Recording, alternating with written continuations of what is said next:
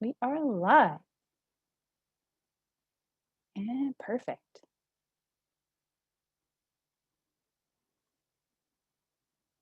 Oh, we already got a few folks. Welcome everyone. Say hello in the chat. Let us know how you're doing, where you're coming from.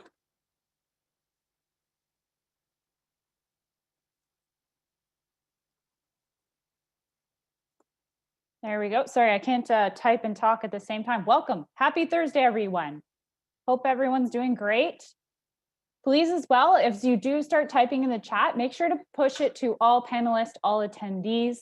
This way anyone and everybody gets to see who you are, what's happening, and if you have a great question, then folks can see it as well. So this way is, you never know, some other people usually have the same question. Wow, welcome. Hello, Ottawa, New Jersey, Texas, Windsor. I'm excited. Guys, I get to see the part where it goes from, myself, our special guest for the day, Kaya, so it's 2 or 3 people, and then all of a sudden it goes to like 400 people in one moment. So happy Wednesday, everybody. Sorry, Thursday. Oh my goodness. It's been a long week, guys. Been a long week. Say hello. We have Lissarette's going to be joining us here, but if you haven't followed her on Instagram, Kaya posted it there, but it flew by pretty quick. Please do check it out as well as her website. Hello, Irene. Oh, thank you. That was so sweet. Hello, Jamaica. I hope it's warm down there. It is. I see. Hello, Uganda. It's really gray, kind of dull out today here, but it's getting warmer. I think we're about to go into some nice weather, and then we'll get the last hurrah of snow here, I'm sure. But Oakville. Hello, everybody. Washington State, Michigan. Welcome, everyone. 2 or 3 minutes, and then we are going to get started. We're talking about resilience in children. Super important topic, just in general, I feel like this is a really important topic. Kaya just posted in the chat as well. If you haven't joined our Facebook group, first of all, please do. Really excited to have you join us. But when you do, make sure to answer all of the questions that come along with it. It's there to just keep the community safe. We have such an amazing community, both here on the webinars, and it transfers right over to our Facebook group as well. Join us after.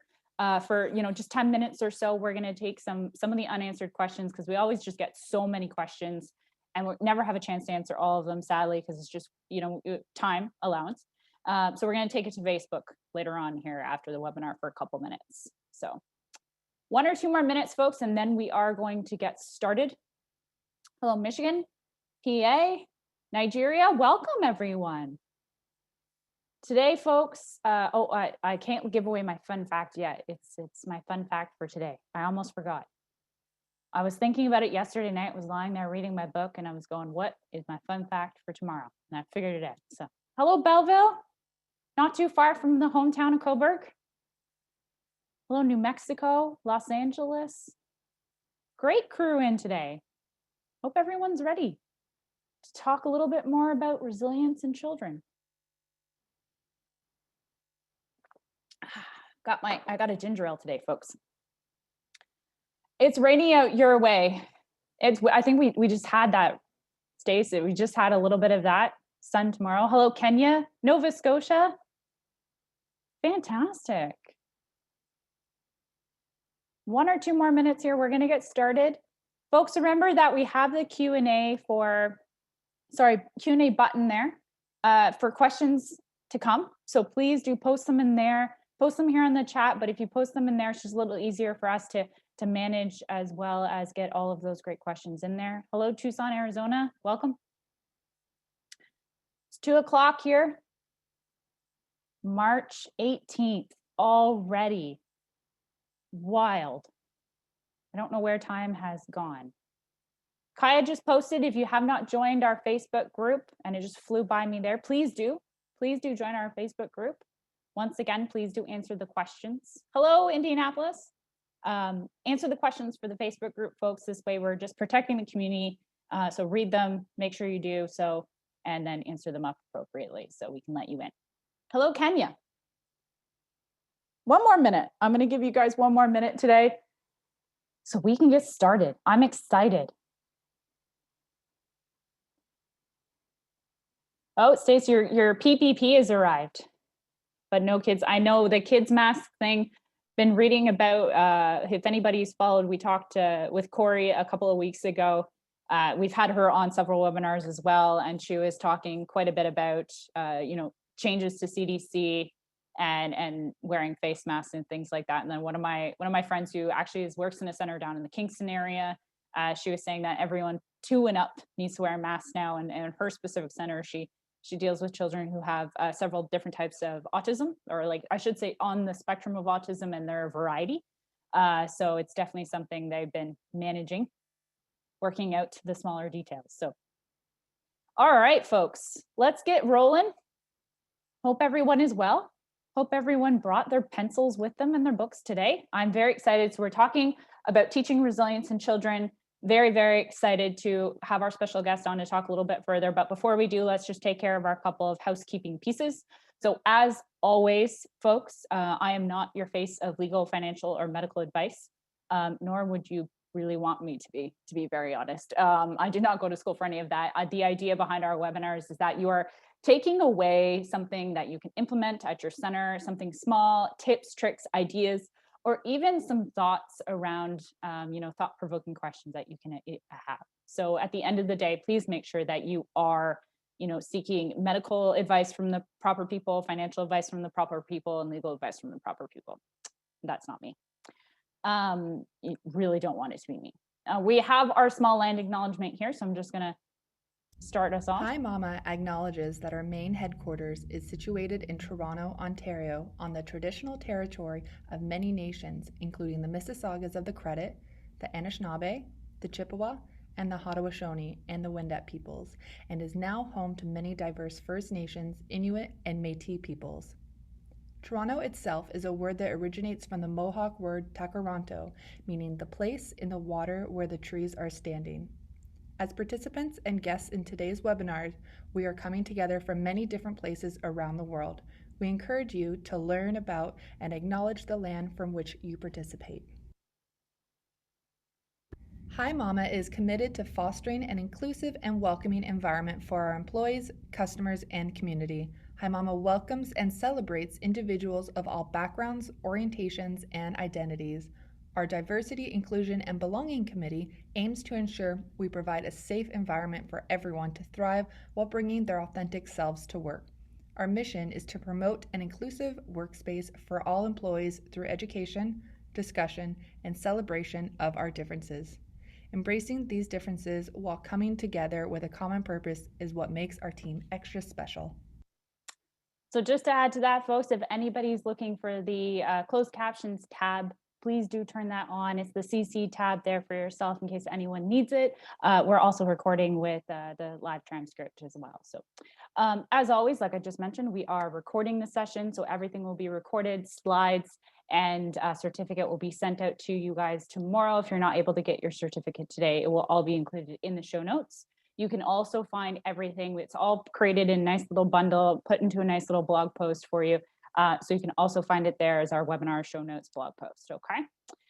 Certificate at the end, like I'd mentioned, we're gonna pop it here into the chat, but once again, if you are not able to get it today, please do not worry. We'll send it on out to you tomorrow, and you should have it in your inbox by the end of the day. And last but not least, if you're having any trouble with your connection, please do seek support at support.zoom.us. They're the best people there to help you out with Zoom. They know their technology the best, and if you are having any connection or just any issues in general, those are your go-to folks, okay? All right, first off, I want to acknowledge, before I bring on Kai, this lovely brand new webinar deck that has been designed by the Hi Mama team here, but I want to give a huge shout out to someone in specifically on the Hi Mama team, which is Tanner. He's our designer. He does a lot of work. He's put a lot of work into giving us a fancy new little deck here. So I'm super excited to have it on. If you've never, ever been here before, welcome to your first Hi Mama Helps webinar. If you're joining us for your, we're on 46, I believe, folks, or something around there, 45, 46 webinar. I'm Ria. I'm one of the early childhood educators here at Hi Mama. I am also a community ambassador. My fun fact for today, Kaya, is today is my brother's 35th birthday, and I will never let him forget that he is older than me, always. But at the end of the day, I'm excited to have a little call with him tonight. We're having a video call to yell happy birthday over the phone. I'll get to see the niece and the nephew as well. So it'll be lots of fun. Kaya, you want to join in and tell us a little bit about you? Yeah. Hey, everyone. I'm here for support if you need anything on chat. As always, we're going to have Lissarette on in just a few moments. But if you have any specific questions for her, definitely use the Q&A function and we will answer it live. I anticipate we're going to be getting a lot of great questions. So if we don't get a chance to answer your question, hop over to our Facebook page and we will continue the chat there. Fun fact, we are doing a Instagram live tonight with the Childcare Whisperer. I'm super excited about that. He is an amazing human being and he's going to be talking all about men in childcare. I'll pop our Instagram link there. I know it's like a taboo subject sometimes. It's definitely super important to talk about and discuss. So if you want to join us at 6 o'clock Eastern time, pop over to our Instagram. I just put the link there. And of course, it will be available on our Instagram page after a little recording there. So hopefully I'll see some of you guys there tonight. Thanks, Kaya. As always, folks, Kaya's here in the chat to help us out. So she said, please do send any questions her way. She gets them to me. And as well, please join us this evening on Instagram Live. I was on with Kaya, it was a week ago or so. We had Play to Grow on and it was fantastic. So without further ado, I'm going to bring on our special guest for today. I'm super excited to have Lissarette joining us. First of all, she's a fantastic speaker. She's a fantastic early childhood educator, sorry, folks. And, she's also a director. She's working on the floor, just like you guys do day to day, day in, and she's also here talking a little bit more about building resilience. But Lissarette, join us up here. And maybe if you want to start with a little bit about yourself. Some folks never saw you from the last one, maybe they weren't with us, but maybe start with a little bit about you, a little bit about your center, maybe a fun fact or two. Oh my God. Okay. Well, thank you so much for having me. I am very, very excited and grateful. And I see there's a lot of people already here. So this is going to be super fun. So about me, I'm Lissarette Nisnevich, and I'm currently pursuing a PhD in developmental psychology. I've been in the early childhood education field for about 15 years now, since I was a teenager and I was a teacher assistant. I love working with children. I love learning how children learn. And I have the hope that one day I can continue to make the world a better place. I run a daycare, a preschool, and soon a kindergarten in East Harlem, New York. And a fun fact about me, I speak 6 languages and I've lived in 30 different countries. So I think that's fun. Six languages. How do you ever do, I've seen this with folks who do speak 2 or 3 languages where they start the conversation one, they move to the next, and then they come back. Do you do that occasionally? So I used to. And yesterday I was conversing with a good friend from Mexico. Mm-hmm. And she's like, have you ever been counting money? And then you start you're counting in Spanish. And I'm like, oh my God, I do that too. And she's like, this is crazy. So it's really funny how you feel more comfortable in a language and then to do certain things and then in the other. And that's what happened with multilingual people all the time. Mm-hmm. Yeah, I've definitely seen it. I always find it so interesting, especially with, I've seen the counting money one. A friend of ours, when we lived abroad as well for a little while, and they were counting, and it definitely happened. So, all right, let's jump in. I'm really excited to be talking with you, Lissarette, a little bit more about, building resilience, maybe a couple of tips and tricks I'm sure folks can take away from today. And I want definitely talk about fostering it within the classroom. We can maybe even talk a little bit more about fostering it at home for moms and dads, if there's any on here, but the importance behind it, it's huge. I think it's even more relevant because of COVID, but I think we also need to just take COVID out of it and remind ourselves that it's also a huge piece, no matter where we are, in what state and what part of our lives, that, even as adults, it's a huge piece for us. So let's dive in. Let's talk about exactly what it is to start with, maybe give it a bit of a definition. I did a bit of homework. Some people refer to us as, the makes us stronger moment. You bounce back from it, but the idea is you're able to recover from a situation, a difficult, stressful situation or a moment, and then you move forward from it. And that's kind of the idea behind it. But maybe Lissarette, what's your definition of resilience? Maybe just as a whole. So you did a pretty good job at talking about the main idea of what resilience is. And it's an ability, it's a skill that you're not born with, you build. And it's about bouncing back from stress or adversity or failure or a challenge, even from trauma. And so as a human being, no matter at what stage in your life you are in, you could build resilience. It is all about who you are, the environment, and the people that are immediate to you. So you cannot say somebody have or doesn't have resilience, because you can still develop it, as I mentioned before. And the great thing about resilience, no matter if we are during this challenging pandemic times, in regular circumstances, is an amazing skill to have, because resilient children are those who not only are able to bounce back, but they approach challenges in a healthy way. And this is so important to remember. They feel comfortable to take risks in life because they are confident, but also because they have been able to flesh out and understand, right? And so it is so important to remember that as the immediate adults in a child's life, whether you are the teacher, whether you are the caregiver, whether you are the parent, you are constantly modeling to them how to manage their emotions. And part of building resilience is emotion management in a healthy way. I think that's a really big key, the healthy part, as well as tying back to the modeling, and you want children to be able to fail, but know that if they fail, they have the support behind them, that even though they're failing at something, that the parent or whoever, their caregiver, whoever it may be, they're there to support them once they do fail and move forward from it. And because of that, you're helping aid that fostering of resilience, right? It's a huge piece. So why do you think it's important that we start this at a young age? I feel like it doesn't matter how young you are, you're learning and you're building it. And even as an adult, I'm still learning and building it. Why do you think it's so important though? So we go back to the piece of early childhood and what I'm learning now and fleshing out as I am going through my PhD. And it's that the first 3 years of a child's life are the most critical. I sound like a broken record, but this is so important to remember. And so starting early really makes a difference in the future of a human being. Being in contact, having a support system, knowing that your place in the world is there. What books are you reading with your child? What people are around your child? What are they being in contact with? How do they feel about themselves? Do they see themselves in a positive light in the world? All these things are going to affect the adult that will become this person in the future. And so when we start anything, language, when we start empathy, when we start any skill, anything in an early age, we will have a better chance at a successful outcome later on. We know, for example, that language ramifications are lost if a human being is never in touch with language. And so there is you're born with millions of brain connections that get lost if they're not used.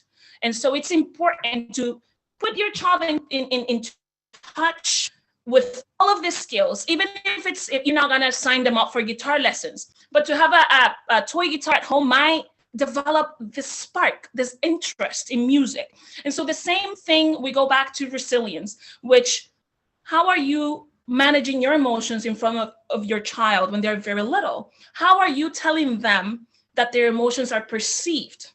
And sometimes we tend to be in environments where our emotions, like we're only welcome when we're happy. And so when we're sad or upset, we're not that welcome and so we are teaching that child that being upset or sad is bad, when it's not, it's just an emotion. And so it's important that we help them process, help them build the skills, because that is part of the resilience piece that will come later on when they're older. So true. It's almost like, to tie back what you're saying about how sometimes we label being sad or mad as like it's a bad thing. It's almost, it happens so naturally too at the same time, but it's like we want them to know they can, a child can be in those emotions. And I feel like we try to pull them out of it too quickly. They have to learn to feel it, be a part of it, and manage it before they can move on, right? Whereas we try to pull them out of that in a faster context because we want them to be happy at the same time. So we're sometimes very focused on that happiness piece, but it's not about because no human being is happy all the time. It's not human to be happy all the time. It's human to go through a range of emotions at a healthy pace, of course. Yes. And then what makes you an adult, right? With your prefrontal cortex already developed, you are ready to regulate your emotions, which a child this part of their brain is still working. And so you know how to say, hey, Miss Kaya, I don't feel well today. You know, a lot has happened. I really need a moment, maybe some fresh air. Can we take a walk? Can I have a moment? Where a child is just going to take the desk and flip it. And so you're like, what's happening? What's going on is that the modeling and the vocabulary is not there yet, but you can help them learn that. And that will make their life and your life smoother. They'll thank you later. Oh, they totally will. It makes your life just so much easier in the long term when you are doing that. And I've definitely been there for that kid, sadly, who's flipped the table. We all have. Yes, we all have. Let's talk tips then. This is a huge piece. And maybe what we can do is maybe some tips just kind of across the board for, let's start with like infants, around like maybe some key ways that educators can look to provide in the classroom those areas of development to help foster that resilience and the building of those techniques that they need to go. I think for us, even if you think about infants, I think about language development right away. I think about their gross motor skills right away, because those are pretty key at that age. But they're not able to really manage their emotions at this point. It's more a parent response to my emotions. Maybe what's some tips to start with infants, and then if you want to move up, please do. Absolutely. So with infants, we are building those strong emotional connections, and that is making them start to find how people respond to me. How do I fit in the world? And I don't have language, and I'm not pretty sure what this place is. So I just have a very limited way of communicating my needs to you, which is crying. Now, we're not saying, I wish the baby cried less, because we are all different and we all manage our emotions differently, even when we're infants. What we want is to build strong emotional connections at any age. But let's focus on infants. And so it's about showing that baby that you're responding to those cues, that you are supporting them, that they're heard, that their needs are met. That starts building resilience. That starts telling that baby, hey, when I cry and I'm hungry, somebody comes to my aid. Or when I cry and I hurt myself, like I see, and obviously they're going to start trying to use that to get other things and get extra amounts of attention, which is not wrong at that stage of development. But my main point for infants, it's building those strong emotional connections with your children, and promoting them to self-soothe, and just understanding that they are able to calm down. It's not going to be fast. It requires patience, but it is possible. Very possible. And I think that connection with the emotions, it also builds them up. Let's talk toddler now. They're still working on their emotions. They're still labeling, they're still realizing and they're starting to realize what they're more capable of doing, and their independence is because the me phase. I love it. They're so sassy. And it makes me so excited. At the same time, let's talk toddler. What's maybe some key tips to help foster in a toddler classroom? Of course, this is the age where we're all a little nervous about, but not until they're 16, at least. Well, I want to say that it goes for educators and for parents as well. One of the main tips is promote healthy risk-taking. It is possible for you to not constantly solve the problems and challenges that are presented to children, but rather help them brainstorm the way through those challenges. It will give them confidence. It will make them feel that they can make things happen. And so when the bigger things come, they already have built this rapport to be able to go through life and understand that, all right, I can do this. I can do big things. I can do hard things because my mom told me, my teacher told me, but because I've also been shown that I can. And so we have this urge to fix a child's problem when they come to us with problems, especially, as a mom, and my kid comes to me and I just want to make everything fine, but it's important for us to stop and think. does this require obviously if the safety of the child is at risk, you don't think about it. But if your child comes to you with a broken piece that's not really broken, are you gonna just put it to them, or are you going to sit with them and be like, all right, let's see how we can fix it? What do you think we can do? Create that back and forth conversation, help them build the critical thinking.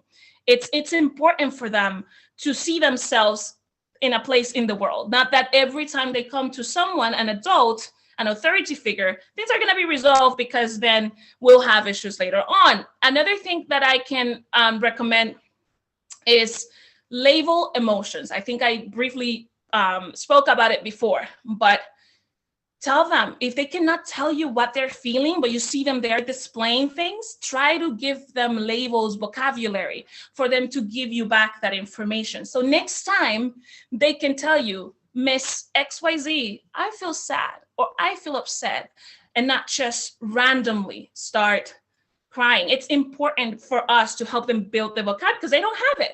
They don't have it, especially when they're toddlers. And you demonstrating the coping skills, you to them deep breathing, speaking at a tone of voice that will help them stay balanced. Remember that over dysregulation, right? It's coming and it's like a wave and they're like feeling it. Your regulated self meets this and creates the balance. So it's important, and I try to do this with my hands, so it's like there's a visual cue of what I'm saying, but it's important that you try to meet a dysregulated child with regulation, because some of us sometimes might get agitated, especially if it's our own children. It's like your child comes screaming and doing things, and you start screaming, and that's just going to create chaos. But when they are dysregulated, you try to be the level-headed person. Give them time, give them space. They'll get there. And finally, well, modeling resiliency, but also embracing mistakes. Mistakes means you're trying. And so it's important that when a child makes a mistake, they're not shamed for it. They're not told. They're reminded that this means you are trying new things. And sometimes those new things might not be that great. And we're going to talk about it. And we're going to take it to a good, emotional, healthy place. I think that's a huge piece. Not having a negative look on mistakes. It's similar to like when you're working as an adult, it's like, I've made this mistake. Let's say I messed something up. I sent it out to a poll pile of people. What do I do to fix it? So you take it back, you learn with, you say coworker helps you, and you've learned from it. And now you're reapplying what you've learned. That, as a child, I think the whole mistake thing, the oops moment, as they've been saying in the chat here, is so important, because they say, hey, I've made an oops, but it's okay to make the oops. I've learned from it, and now I move on and I step on to the next stone, or whatever it may be. And providing that safe space for them is huge. So it's so important to keep these things in mind. And I understand it's difficult sometimes for us because we're going through our own stuff. But I highly recommend to any early childhood educator or anybody working with children to have some me time if possible. Know yourself, know your triggers, know how you regulate yourself, so you can embrace, because the situations are going to come up. And another great tip that it's equally valuable for the adults as it is to the children is going outside. Fresh air produces chemicals in your brain that help you think better. Okay, I mean, I'm not going to get technical because I start using big words and stuff and get complex. But basically, you go outside, your brain gets stimulated in a positive way, the same to your child. Sometimes just taking a walk around the block will make a huge difference into approaching a challenge. So highly recommend doing that too. I 100% agree. And it also shows those coping strategies, you're modeling them for yourself. And then you're actually modeling them for whoever your younger person is in your life. So whether you have many, one or two, it doesn't matter. You're modeling them as a whole. So let's change gears a little bit. We've talked a lot about some ways to promote it in the classroom. What about if we notice a child potentially is just, they're being resilient to building the resilience. Maybe they're lacking a skill somewhere, or they didn't pick up a skill. And because of that, I don't want to say they're behind, but they're just maybe not as far ahead as the group is. Do you have any strategies for an educator who notices this and just wants to help that child get back in the game? Know your student and don't give up. Some students are always going to be more challenging or more time consuming than others. And that's just the reality of it. We cannot box everybody. We cannot compare one person to the other because we are all really different and unique. And so you are going to encounter children who are brilliant when it comes to overcoming challenges, explaining their emotions. They might be the exact same age as another child who's still struggling. And so as empathetic humans and educators, our job is to take that extra time, do the homework. We know our students. We know which ones are going to come to the table when we count the 1, 2, 3 or sing the song. We know which ones need us to go and remind them. And so create that welcoming and safe space in your classroom for everyone. And a part of resilience, it's marked in our genetic code. So some biology plays a part in there, and that's why we all perceive and build the skills differently, but it's still possible. And when you put in the work to know that you are putting out there a person who is going to be as an adult, like, wow, Miss XYZ really made a difference in my life. Like, I go back to my teachers and I remember the teachers who took the extra time. I was a very hyper child, and not every teacher was very excited about that. But the teachers who helped me channel my energy in the right way, I was the helper. I was the person putting away the blocks, and I was happy about this. Look at the person I became today. And I feel a lot of that has to do with the people who supported me and took their time to tell me, yes, you can. This is how we're going to do it. I think that you nailed it right there on the head with the key of directing the energy. I feel like we need to do this with children with potentially who have, I don't want to say behavior issues, but who act out a little bit more. Obviously, they're missing something, they're missing an attention, they're trying to feel something, but they've never maybe been given a direction to use that energy in a different format. And because of that, we see it as a negative behavior potentially. So that is key. I think a huge key. Let's talk a little bit more about that. We talk a little bit more about children we've seen who generally show resilience, who for the most part, all children do at some point in their lives. And it usually comes out as like empathy. It comes out as, like you said, being involved with whether being the leader, circle leader of the day, whatever it is you like to do in your center or your room. But usually it has a lot of balance. And we've talked a fair amount about that balance of, good behavior, that balance of having that safe space, having place to fail and fall down and be picked back up again. But COVID is, of course, changed a lot of that for us, especially in the classroom, but not all of it. And what are your educators doing right now to make sure none of those children have regressed out of those skills at your center, Lissarette? So I want to give a big shout out to all the early childhood educators in this room right now, because you guys are the heroes. You are just giving, like, I know some children, this is their safe space. Coming to you, it's their safe space. And so for you to be able to provide this and improvise and just rearrange, like, we were thrown into the situation without any advice or training. And I see so many posts and I see so many people just their classrooms, like, they're like, oh, I came up with this, I came up with that. My own teachers are like, oh, why don't we do this and that? And I'm like, guys, this is it. And so I want to say that even with challenges, we have so many resources at our hands. I remember when I started in teaching, I made my resources by hand, the things I used in the classroom. And there was not, the internet was there, but it was not really as huge as it is now. There was no a Pinterest board for me to be like, oh, I like this idea, or teacher paid teachers. And so it's important to find your support group. If you are experiencing challenges, let's take the COVID idea and be like, how can I provide a safe space and at the same time meet the requests from the higher ups and all of that? Well, find a group. There's Facebook groups, there is Instagram people who literally share their classrooms, and they're going through the same thing you are going through. Connect with them, ask questions, don't be afraid, because the children are looking up to you to continue this relationship that you had before. And just don't say, well, things are not going to be like they were before, because we know that. but get them excited to be like, we have so many new things going on. I cannot wait to share this new stuff with you guys. So the new way we're sitting and the new way we're playing, and now make it a game, make it childlike, because again, in the end, they're just happy they're back with you and they missed you. And I'm sure you will have your classroom as the place they want. And if you can't, there's so many resources. Connect with other early childhood educators. You can do this. 110%. I agree with you so much right now. A couple of people in the chat have said, we need a like button. I'm like, I don't know where it is.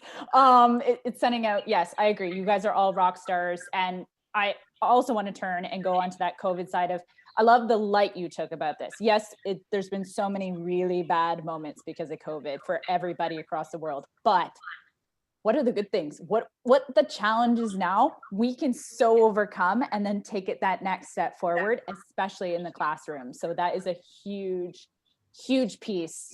And I wanted to echo that from you. You're getting hearts, we're getting thank yous. Just so. All right, let's talk a little bit more, talk about those, children who potentially, maybe what's some key indicators to show you that a child is building resilience. Like I know for myself, it was they're willing to take risks. That was like my favorite one too. I was like, he just took that risk. He's like, nailing it at the same time.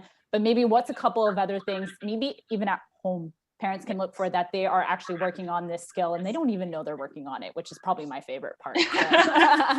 Well, I want to start this one, but making a very important note. And educators, if you ever have the time, please do research on the difference between resilience and disassociation.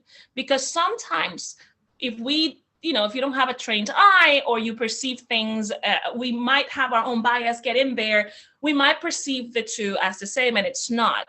A resilient child, it's not just somebody who displays an incredible amount of confidence, but someone who takes healthy risks, manage their emotions in a healthy way, and it's able to include others, right? So empathy is part of resilience. Understanding that I can step back and put myself in your position, which is a really hard thing to do even for adults, and say, yeah, this is why I wouldn't like that to happen to me. This is why we shouldn't do XYZ, because how would you feel about it? And so asking the right questions in the right moment helps build resilience. Having children come to you and feeling safe to tell you how they feel, to tell you what's going on, that is a sign of resilience, no matter how old they are. Because our tendency is that when something is like, I'm not strong enough, I'm not displaying that, especially in certain cultures and stuff, it's important that you build that safe space in which the child is like, hey, miss, can I talk to you?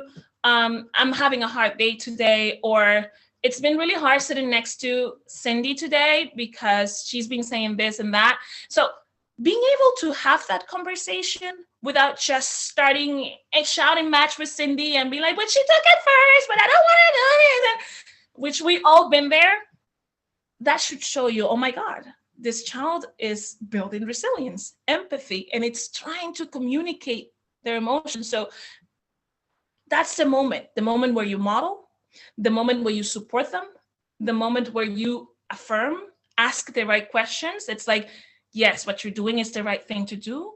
And I'm going to show you how we're going to build up from this. It's so powerful when that moment happens. A couple of people have said they have a couple of students who are doing it now at 4. I think you can even see it younger, maybe in less language, but you can see it coming at a younger age even. But the fact that they can do that, A, warms my heart, and B, it is so important. And I want to tie it into our next little piece to talk a little bit more about how it applies with mental health, because it's a huge piece right now, of course. And I think it's a huge part of building resilience, at least for myself. I see that part of that balance is with mental support. They have that mental health, person there with them, whether that be their mom and dad, grandma, whoever it is. You as an educator, it doesn't matter, but it's a huge piece of connection that is in that good balance that you're giving them and modeling for them at the same time. So let's talk about creating that balance, especially right now. I think as educators, we've been learning a lot more about our own mental health, about burnout. It's out in the media a lot more. I hope that we get a lot more built up.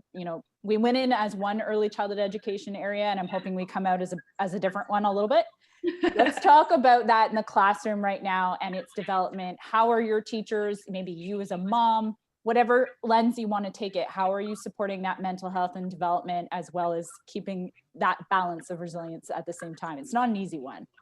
It's, again, all of this, it's a job that requires for us to be, okay, and for us to be present as parents and as educators. Working with young children, it's a very challenging job. And I feel that it's important to recognize early childhood educators as, I feel, one of the most important people in a child's lives, because it's one of the first people they're going to encounter. They're going to make an impact in their lives for the rest of their lives. And so, this person really is part of my child's life, or that child's life, forever. And so as a parent, the same things apply now, and the same pointers I gave before. Now, something to remember as a parent, again, besides the fact that do not try to fix your child's problem all the time, because they need struggle to make these decisions, to do critical thinking, try to be emotionally available. But I think when it comes to family, we can think about community. And so strong communities build resilience as well. And to have a community that have resources for those families helps in the process of building resilient children.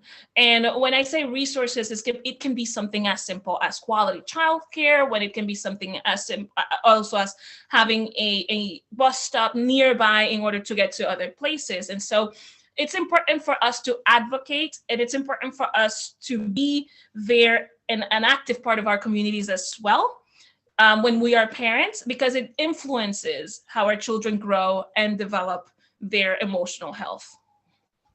So true. It's that huge piece of connection in the community. And it's also the piece that I don't want to say we lost a little bit when COVID first started. I feel like now we've just built it up in a different view and different mindset, and we've taken a different lens of community, but that piece it helps place so much, and the circle grows at the same time, right? You always have the child in the middle, and just like it's the community around the child, and it just keeps growing and growing and growing.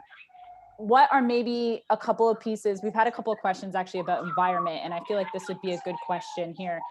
Is there maybe like a difference in environment and, like, let's say a home childcare versus a center? This was one of the questions here from Ricky. She wanted to know how much does that play a difference in building resiliency in children?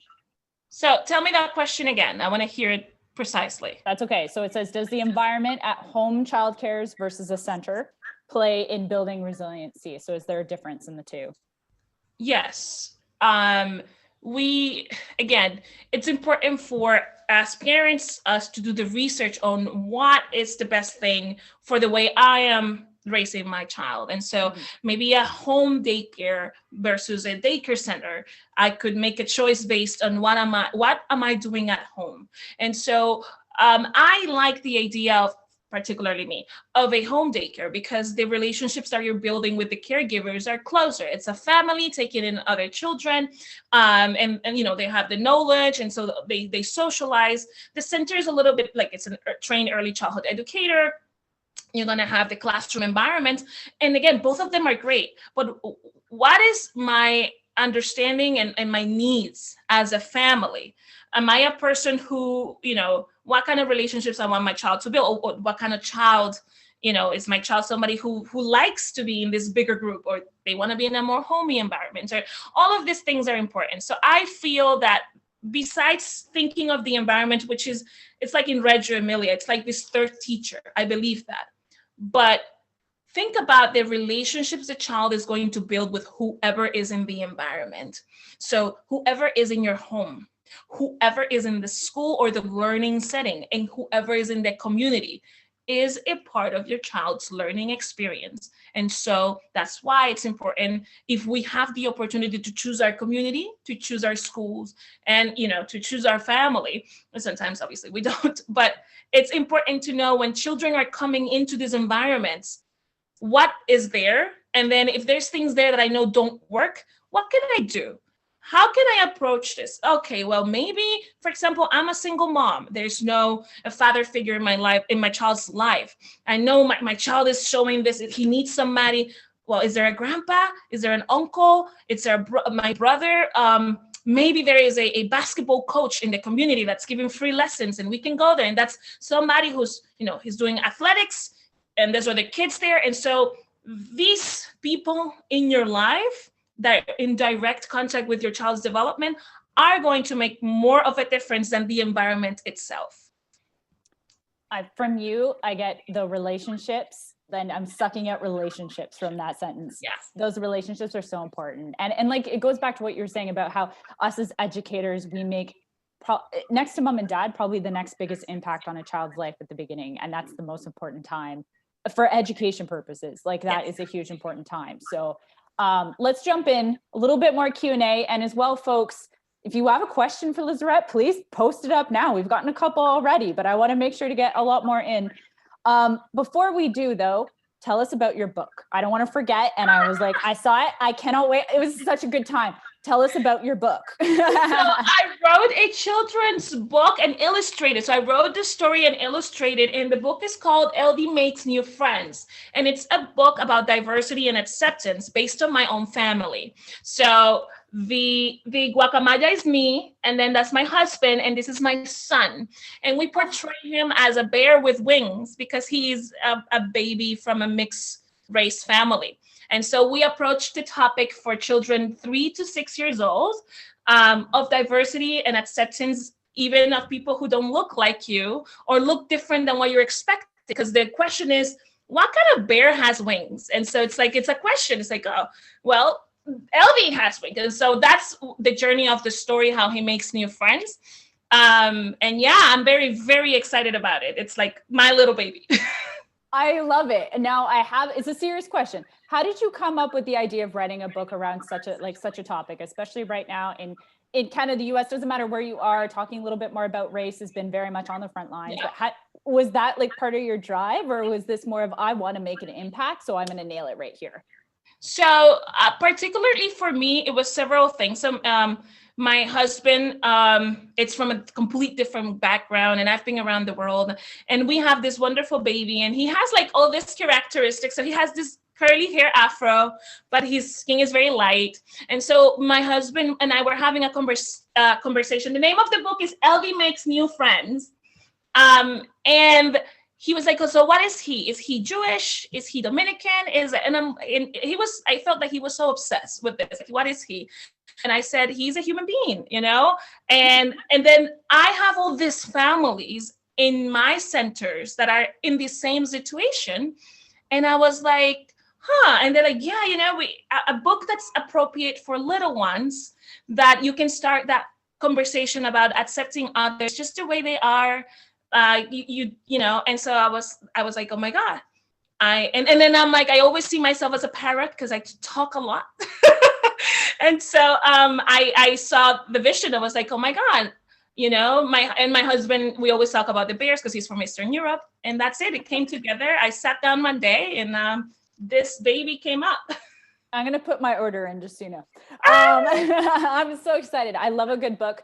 Let's tie it back though. Let's talk a little bit more and tie it back. Do you feel like stories, maybe even your own story, but do you think there's particular stories out there or storytelling that can help build more resilience in children? Yes. You know what? I just thought about books that I use in order to build resilience, because the vocabulary you use, the way, there's so many great books. I particularly focus on the bilingual ones because I have my teachers who read only in Spanish. So for example, we started talking about tantrums. And what I'm going to do, guys, is I'm going to gather a list of children's books that are appropriate to build resilience and create the conversation per age group. I promise that's going to be up on my Instagram by the end of this week. We'll link to you.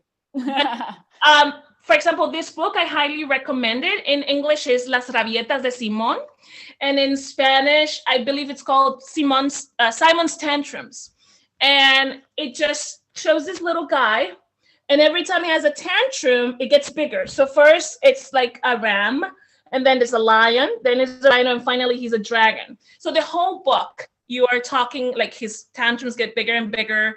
And finally, his teacher and his mom teach him how to turn those animals into butterflies by breathing and by taking time by himself in the classroom. And so I love it because in the end, it says, and then every time he had a tantrum, there was no dragon or lion anymore, just butterflies, and people could be around him. Because when the lion and the dragon and all this were near him, nobody could approach him. So I have a bunch of other books I can recommend.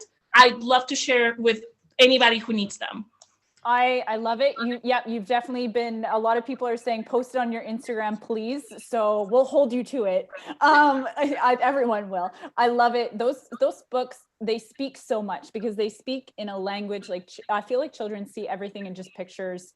I feel like they definitely, they see that and they go, oh, I am that right now. I am that dragon. That's my niece. I won't lie. She goes from 1 to like 150 in 20 seconds. And she does that. And she's learning now, like, I can actually like, hold on a second. I need to take that deep breath. And it's a huge piece. So those books are fantastic. Please do. We'll be waiting. I want to direct one last question here before we start working into wrap up, talk about some teachers. Because of course we've been talking about them a little bit. Maybe what's a couple key ways you help any of your teachers, or you've helped people in the past sit back and actually take a moment to look at their resilience and what they're doing and just help cope them through any strategies or tips you have for folks who maybe feel like they're just a little down right now? Yeah. So with my teachers, I have a really great team, but some of them are very hard on themselves. And we come from the same background, so I understand completely where they're coming from. And sometimes they're like, we're looking at a lesson, we're going over what's going to happen. They're like, this is not good. I know it's not good enough, but I feel that. And I'm like, why do you think that way? Ask questions. If you cannot ask the questions directly to your teachers, or if you cannot have you and your teacher assistant can have conversations, ask them to yourself. When you're looking at that lesson plan that you work so hard on, and then you go, this is terrible. I'm not going to show this to my director. Oh my God, like what? Why did I even write this? Like, who does this? Stop. Be aware of those voices and shut them down. Be like, listen, I'm working right now. I need you to be quiet, because I'm working, and I'm working very hard for my kids right now. Work on you, on the voices, on the way you transpire, on the way you talk about you, because again, you guys are heroes. And have conversations with people you trust, whether it's your director, your teacher assistant. If you have a significant other, come to them and be like, hey, I think this lesson plan needs some tweaking. Be aware of the language you use. This is terrible. No, it's not. You work hard on it. Okay, and you've been doing this, and your kids are gonna love it, and you know that. So be mindful. Be like, well, maybe this is not as good as I would like it to be. What can I do to make it better, right? And that helps you, helps your children, and it just makes your day, your life, anything you're doing, just so much enjoyable and better. I'm going to channel my inner you next time I write something and just go, oh yeah. There you go. I know that is amazing. And I totally agree. There's so many people, and I'm guilty of it myself, hard on myself and reflective of myself, and being like, man, that was just the worst thing I've ever written, deleted it all and started over. And like, I feel like, no, it's so true. You just need to hold up, put away that bad voice over there, and just be like, okay, I've got this. And you've said it. I'm working for my children, for whatever's in my classroom, whatever it is. I want one more question to tie into this, because this is huge. We've talked a lot about technology in the past, and we've talked a lot about it having correlation with, like mental health, things like that. And, children's screen time is a huge topic right now. Is there maybe any impact or correlation between using technology that you think, so obviously that instant gratification and resiliency in children? Do you see any correlation whatsoever? I have a video about screen time and classrooms in my Pequenines TV channel. And you guys can go and check it out, where I talk about what I think about screens in that. It's like a 3-minute video. I am particularly old school when it comes to that. I believe my curriculum is designed with a Reggio approach, but it's my own. That's what I sort of do for certain clients. I design curriculum. And I love the organic way of learning. And I understand the world is going fast and technology is taking over, but you cannot underestimate the amazing and powerful thing that is human connection, and that it is to organically engage a child. So, I see sometimes children playing in a tablet, matching colors and all of this. And I'm like, thinking old school. I'm like, well, you could do this physically. And you could have them have a sensory experience while they're matching those colors.